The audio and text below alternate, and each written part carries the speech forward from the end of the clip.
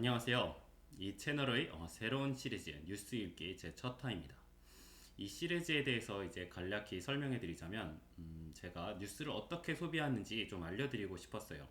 사람들이 이제 유튜브 등의 온라인 미디어나 TV를 보면서 이제 뉴스를 많이 접하게 되는데, 그런 뉴스들이 도움이 되기보다는 오히려 여러 가지 부정적인 영향이 많은 것 같아 보이고, 또 온라인에서 접하는 뉴스가 너무 편향적, 소모적, 그리고 또 왜곡이 심한 것 같아서 저는 뉴스를 어떻게 소비하는지, 또 이러한 사회적 이슈에 대해서 제 나름대로의 불교적인 관점에서는 어떻게 보는지 전혀 궁금하지 않으실 수도 있겠지만, 어쨌든 간 좀 알려드리고 싶어서 이 시리즈를 시작을 하게 됐습니다. 일단 시작하기에 앞서 알아주셨으면 하는 게 있는데요. 저는 산속에 사는, 뭐 딱히 하는 것도 없는, 좀 안 좋게 말하면 땡중, 좋게 말하면 스님입니다. 공부를 많이 한 것도 아니고 기자 출신도 아니며 크게 내세울 만한 것도 없고, 대학교 때 화학 전공했다는 거하고 또 출가해서 부처님 공부를 코딱지만큼 했다는 거 말고는 전문 분야라고 할 만한 것도 없습니다. 그러니까 이제 제가 이렇게 커버하는 내용들을 너무 심각하게 받아들이지 마시고요. 어디까지나 이 영상의 내용들은 저 또한 여기저기 떠들어 보면서 수집한 정보들을 나름대로 이제 편집, 제공한 것들이며, 제가 얻은 정보 자체가 사실이 아닐 수도 있고, 또 올바른 정보를 수집했지만 제가 이상하게 왜곡을 할 수도 있습니다. 그러니까 가볍게 그냥 이 사람은 그런가 보다 정도로 생각을 해주시고, 혹시 정말 궁금하거나 문제가 있다라고 생각하신다면 직접 확인을 해서 이런 이슈들의 실체가 무엇인지 스스로 찾아보시는 게 어떨까 생각합니다. 이제 말이 좀 길어졌는데요. 짧게 말하자면 그냥 잘난 거 없는 대머리 아저씨가 떠드는 소리 정도로 받아들여 주시면 감사하겠습니다. 네, 그럼 이제 본론으로 들어가 볼게요. 요즘에 이제 큰 논란에 휩싸인 분이 있는데요. 바로 이제 혜민 스님의 풀 소유 논란입니다. 뭐 이미 아실 분들은 다 아실 겁니다. 제가 한 세 발짝 정도 늦은 것 같은데요. 제가 원래 좀 게으르고 뭔가를 빨리 하는데 소질이 없습니다. 일단 논란이 되는 부분부터 하나씩 살펴볼게요. 이제 혜민 스님의 여러 논란 중 지금 이슈가 되고 있는 부분, 혜민 스님의 이제 풀 소유, 소유 재산 및 수익 사업에 대한 부분만 이야기하도록 하겠습니다. 일단 첫 번째는 부동산 관련입니다. 혜민 스님 관련 부동산은 이제 인사동에 있는 마음치유학교, 그리고 을지로에 있는 스타트업 사무실, 그리고 이제 혜민 스님이 거주하고 있는 삼청동 주택이 있는데요. 일단 마음치유학교와 스타트업 사무실은 임대 중인 것으로 확인됩니다. 문제는 이제 스님이 거주 중인 삼청동의 이제 주택인데요.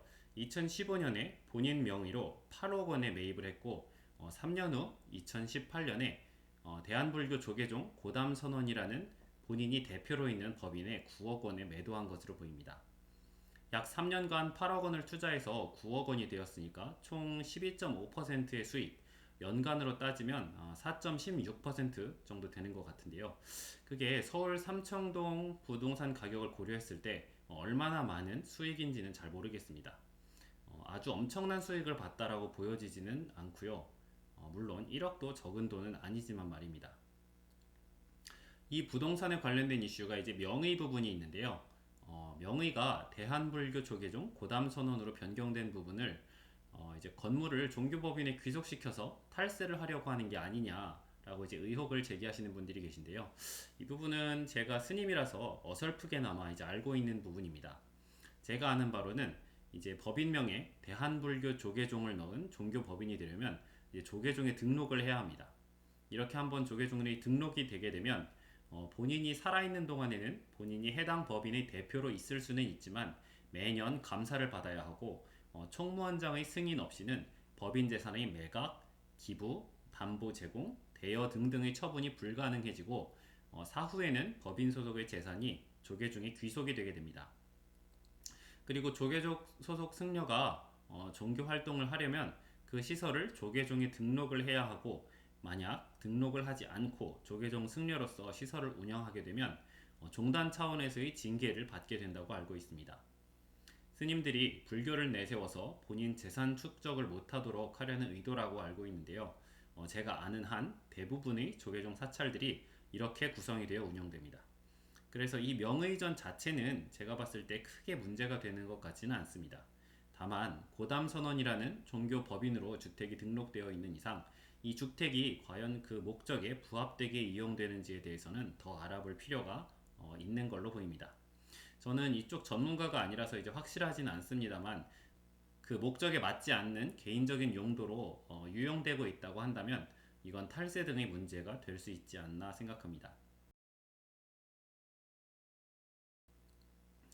두 번째는 해민스님의 이제 차량 이슈인데요. 뭐 페라리가 있다는 둥, 포르쉐를 탄다는 둥 여러 소문이 있지만 제가 찾아보는 한에서는 어디까지나 루머였고 확실한 근거를 찾을 수 없었습니다. 세 번째는 혜민스님이 운영하는 마음치유 학교의 유료 프로그램들인데요. 비용을 받고 진행하는 이런 프로그램들이 타로 카드, 레이키, 그리고 일본 여행이 있다는 점이 이제 논란이 되고 있습니다. 타로 카드와 레이키 프로그램 등의 비용은 4회 18만 원에서부터 8회 33만 원까지 다양하고 프로그램 진행은 스님이 직접 하시는 게 아니라 외부 인력들이 진행을 하는 것으로 보입니다. 한의원 원장님, 간호학과 교수님, 여러 책의 저자 등등 대부분 어느 정도는 경력이 있으신 걸로 보입니다. 스님이 무슨 타로의 레이키냐라고 말씀하실 수도 있겠지만 일단 마음치유학교 홈페이지를 들어가 보시면 느끼실 수 있을 것 같은데 대표가 혜민 스님일 뿐이지 딱히 불교적인 색채가 보이지는 않습니다. 프로그램 종류가 심리학, 상담, 운동, 명상, 책 읽기, 꽃꽂이 등등 굉장히 여러 가지로 다양한데 이 중 불교 관련 프로그램은 열에 하나둘 정도밖에 되지 않습니다. 서울과 부산의 도심지에서 외부 인력들이 진행하는 오프라인 프로그램이라는 점을 감안하면 무료로 진행하기는 어렵지 않을까 싶습니다. 일본 여행 프로그램은 2019년 7월 25일부터 28일까지 북해도로 다녀오는 일정인데요. 일본 불매운동이 한참이던 시절이었고 비용이 3박 4일 항공비 79만원 포함해서 189만원이라고 해서 논란입니다. 이제 프로그램 자체는 이미 6월 초부터 계획 홍보되어 있었고 나무위키에 따르면 일본 불매운동은 7월 2일부터 시작했습니다. 아무리 불매운동이 한참이었다고는 하지만 시기적으로 이미 항공권 구매 및 업체 예약을 취소가 어렵지 않았을까 생각이 드네요. 비용 측면은 여름 성수기 기간 북해도라는 걸 감안하면 항공권 가격은 크게 비싸다고 보기는 어렵다는 의견들이 있고요. 혜민 스님과 또 다른 스님 한 분이 참석하고 전 일정에 스루 가이드가 따라오는 패키지라는 걸 감안해야 할 것 같습니다. 유명 연예인과 같이 가는 여행 패키지가 있는지는 모르겠지만 그런 여행이라면 비용이 어떻게 될까 궁금하긴 하네요.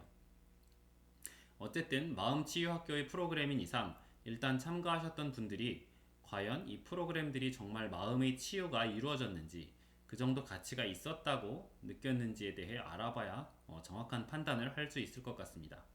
제가 검색한 바로는 후기는 찾지 못했습니다.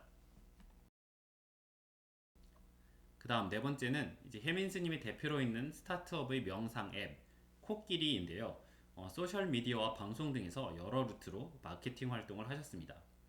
앱 자체는 무료인데 아마 기본 컨텐츠는 무료이지만 앱 내의 일부 컨텐츠는 유료로 보입니다.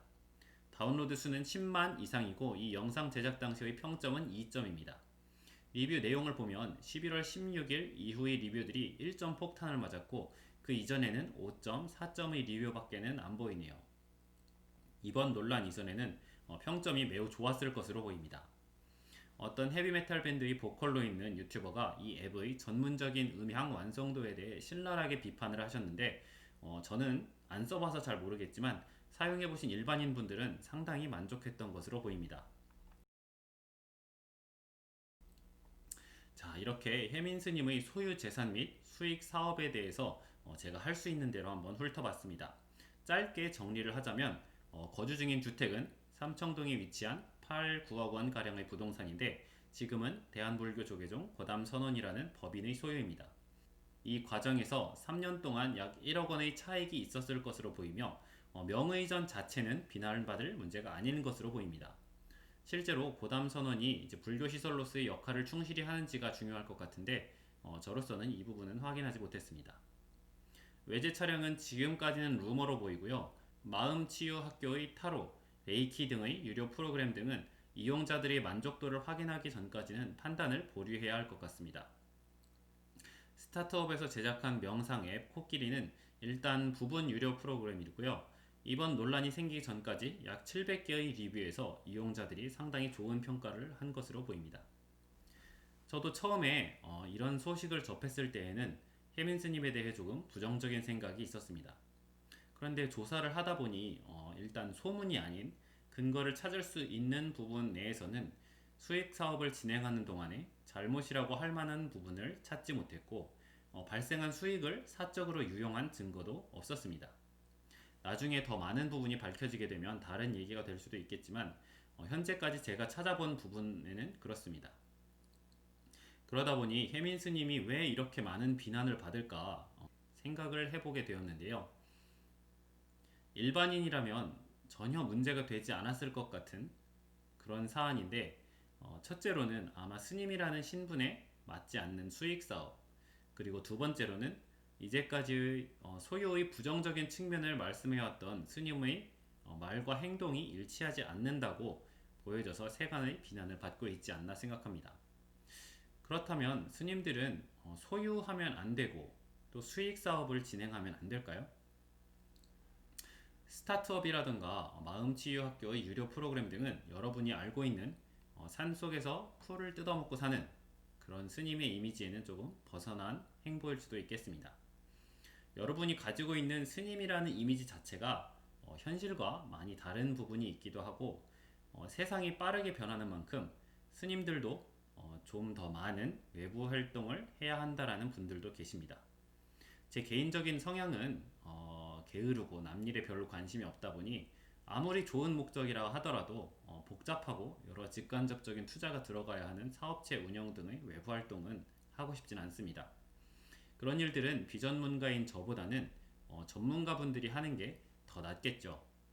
그런 전문가들이 뭔가를 만든다고 할 때 제 의견을 제공한다든가 하는 정도의 참여는 할 수 있겠지만 제가 주도적으로 기획하고 이끌어 나가는 일은 저 말고도 잘할 사람들이 더 많다고 생각합니다. 그런데 그건 어디까지나 제 개인의 의견일 뿐이죠. 다른 사람들은 얼마든지 저와 다른 의견을 가질 수 있고 그건 어디까지나 그분들의 자유입니다. 제가 이렇게 유튜브를 하는 게 제 자유이듯이 말이죠. 제 생각에는 수익 사업 자체가 문제라기보다는 어떻게 수익을 창출하고 또 그 수익을 어떻게 사용하는지가 못지않게 중요하다고 생각합니다. 우리나라 속담에 개같이 벌어서 정승같이 쓴다 라는 말이 있죠.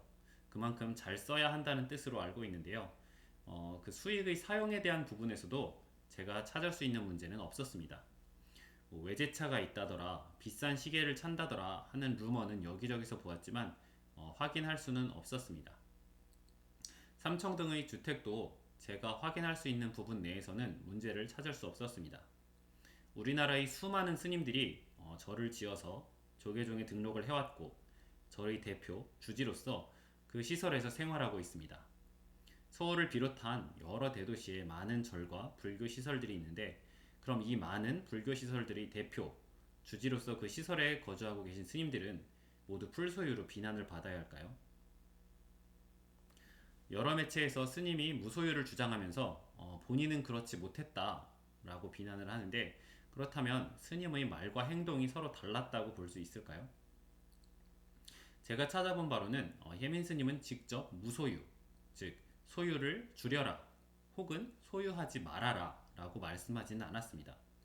돈을 중점으로 놓으면 항상 부족하고 채워지지 않으며 불행해진다 등의 표현을 사용했습니다. 물질에 대한 집착을 절제하지 못하면 불행해진다는 뜻이겠죠. 부처님 또한 가진 것을 버려라, 가지지 말라라고 말씀하시지 않았습니다. 승려의 본분에 맞지 않는 물품은 금하셨고 필요한 물품은 허가하셨습니다.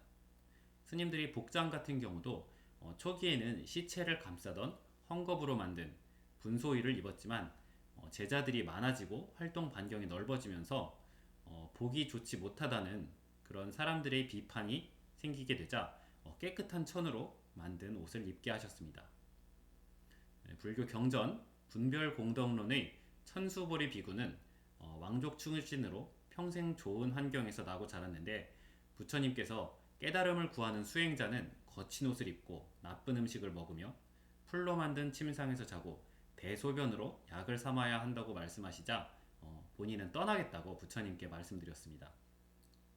그러자 부처님의 제자 아난이 좋은 옷, 침구와 집기를 구비해 주었습니다. 천수보리 비구는 이런 편안한 환경에서 마음이 편안한 상태에서 부처님의 가르침을 깊이 생각하다가 깨닫는 바가 있어 아라한이 되었습니다. 아난이 그 사실을 부처님께 말씀드리자 부처님께서는 수행에 도움이 되는 옷을 가까이 하고 도움이 되지 않는 옷을 멀리 하라고 말씀하시며 사람에 따라 좋은 옷이 수행에 도움이 되기도 하고 나쁜 옷이 도움이 되기도 한다. 깨닫는 바는 마음에 있으니 형체나 의복에 구속되지 말라라고 말씀하셨습니다. 무엇을 소유하는지가 문제가 아니라 소유했을 때의 마음이 중요하다는 것입니다. 법정 스님의 저서 무소유 또한 제가 읽어보진 않았지만 사람들이 소유에 대한 집착으로 오는 부작용이 워낙 크다 보니까 덜 가졌을 때, 욕심을 줄였을 때의 정신적인 편안함을 말씀하셨다고 생각합니다. 불교에서 말하는 소유에 대한 가르침은 소유 자체가 나쁘다거나 우리에게 악영향을 미치는 것이 아니고 소유에 집착하게 될 때 고통이 찾아온다는 것입니다. 돈이 많은 사람도 집착하지 않으면 행복할 수 있고 돈이 없는 사람도 집착하지 않으면 행복할 수 있습니다. 반대로 돈이 많은 사람도 집착하면 불행해지고 돈이 없는 사람도 집착하면 불행해집니다. 소유가 많냐 적냐가 요점이 아니고 그러한 소유에 얼마나 집착하느냐가 요점입니다. 이런 관점에서 봤을 때 혜민 스님이 말과 행동이 다르다고 생각할 수도 있습니다. 여러 방면의 수익 사업을 열심히 진행했고 소셜미디어와 방송 출연 등으로 열심히 마케팅을 했기 때문입니다. 그런 모습은 충분히 소유에 집착하는 모습으로 비춰질 수 있습니다. 하지만 제가 봤을 때는 그렇게 쉽게 단정짓기 어렵다고 보여집니다. 혜민 스님이 정말 말과 행동이 어긋나는 사람이었다면 소유에 집착하고 여러 사업으로 발생한 수익을 개인의 사리사욕을 위해 사용했을 것입니다. 하지만 그런 부분을 찾을 수가 없었습니다. 아무도 모르게 현금으로 혹은 주식 같은 다른 자산으로 보유하고 있을 수도 있습니다. 하지만 어디까지나 추측일 뿐 확인할 방법이 없습니다. 반대로 생각하면 법정 스님이 지필로 발생한 인세를 본인 이름이 아닌 재단 이름으로 아무도 모르게 기부해 왔다가 나중에 제3자의 발언으로 인해 그 사실이 알려졌듯이 혜민 스님 또한 수익을 아무도 모르게 좋은 일에 쓰고 있었을지도 모를 일입니다. 이것 또한 제 추측입니다. 제가 말하고 싶은 부분은 추측만 할 수 있을 뿐 알 수 없는 부분이고 알 수 없는 부분에 대해서는 결론을 보류하는 게 맞다고 생각합니다. 그리고 혜민 스님은 스타트업과 마음치유학교를 운영하고 있는데 마음치유학교는 서울 인사동과 제동 그리고 부산 해운대구 우동에 있고 스타트업은 약 10명 정도가 일하고 있고 위치는 서울 을지로입니다. 이러한 시설들의 운영비용 또한 만만치 않을 겁니다. 이렇게 직접적인 증거는 없고 정황만 있는 상황에서 혜민 스님은 말로만 무소유를 주장하면서 소유로 점철된 삶을 살고 있는 말과 행동이 반대인 사람이다 라고 비난을 퍼부을 수도 있겠지만 저는 그러고 싶지 않습니다. 저도 스님이라서 팔이 안으로 굽어서가 아니라 나 또한 상황, 오해나 추측, 정황만으로 남에게 비난을 듣고 싶지 않기 때문입니다. 뉴스를 접하거나 어디서든지 정보를 얻을 때에는 그 근거가 확실한가, 정보를 전달하는 자의 왜곡이 있지는 않는가, 그 정보를 받아들인 나는 편향되어 있지 않는가 잘 지켜보아야 합니다. 요즘 미디어에서 뉴스가 전달되는 과정을 보면 정말 심각합니다. 일어난 사건은 하나인데 전달하는 매체마다 180도 다른 이야기를 합니다. 언론 매체가 정말 사실에 기반한 정보 전달이 목적이라면 과연 이렇게 할 수 있을까요? 저는 언론 매체들도 개인 유튜버들도 마찬가지고 다른 산업 분야도 마찬가지지만 수익 창출 및 사적인 이득이 제1 목표라고 생각합니다. 내용도 없고 자극적이며 앞뒤 문맥은 다 자른 한 줄짜리 낚시 제목. 내용은 글자 한두 개만 바꾸고 제목만 조금씩 바꾼 채 내놓는 같은 주제의 수많은 기사. 또 그런 기사 안에 심각하게 왜곡되고 편향된 정보 등등 비양심적인 행태를 너무나 명백하게 드러내놓고 있습니다. 저는 만나는 분들과 비슷한 주제를 얘기하게 되면 뉴스를 보지 말라고 말씀드립니다. 도움이 되는 게 없습니다. 사람을 감정적으로 흥분하게 만들고 판단력을 흐리게 만듭니다. 이전부터 여론몰이, 여론 조작은 존재해왔고 예전에는 신문 같은 출판 미디어와 공중파 방송에서 그런 일들이 자행됐다면 지금도 똑같은 일들이 더욱 심한 정도로 온라인에서 벌어지고 있습니다. 그 과정에서 진실이 무엇이고 소문, 의혹이 어디까지인지 뒤섞인 채로 어떤 대상에 대한 우리의 인식이 형성되어 버립니다. 그 인식은 많은 경우에 사실, 진실에서 벗어나 있게 됩니다. 이러한 사실로부터의 괴리는 결국에는 그 대상과 우리를 모두 힘들게 만듭니다. 지금까지 우리가 듣고 보았던 많은 사건들이 비슷한 과정을 거쳤습니다. 좌우를 가리지 않고 정치, 경제, 연예 등 사람들이 관심 있는 분야라면 모든 분야에서 대상을 가리지 않고 이런 일들이 벌어집니다. 분노하지 않아도 될 일에 흥분하고 분노하며 그 분노의 대상이 돌아올 수 없는 선택을 하는 경우를 우리는 너무나 많이 봐왔습니다. 이러한 매체들이 부정적인 작용에 대해 개인 유튜버나 언론사들을 비난할 수 있습니다. 저들 보고 고치라고 외칠 수 있습니다. 하지만 불교에서는 남을 고치지 않습니다. 나 자신을 고쳐야 합니다. 왜곡된 정보를 제공하는 유튜버, 언론사를 비난하기보다는 그러한 미디어를 소비하는 나 자신의 습관을 고쳐야 합니다.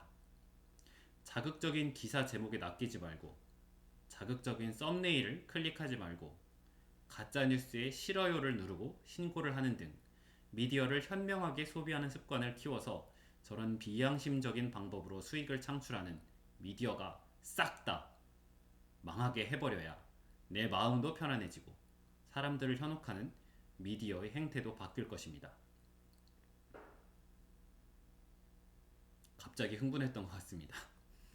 사실 이번 영상의 주제 자체가 혜민 스님이 아니라 미디어 비판이었습니다. 이렇게 보니 저도 혜민 스님으로 여러분을 낚은 것 같네요. 스님께 미안하기도 하지만 낚시는 재미있습니다. 낚시 중 제일은 사람 낚시라는 말 들어보셨나요? 제가 방금 지어냈습니다.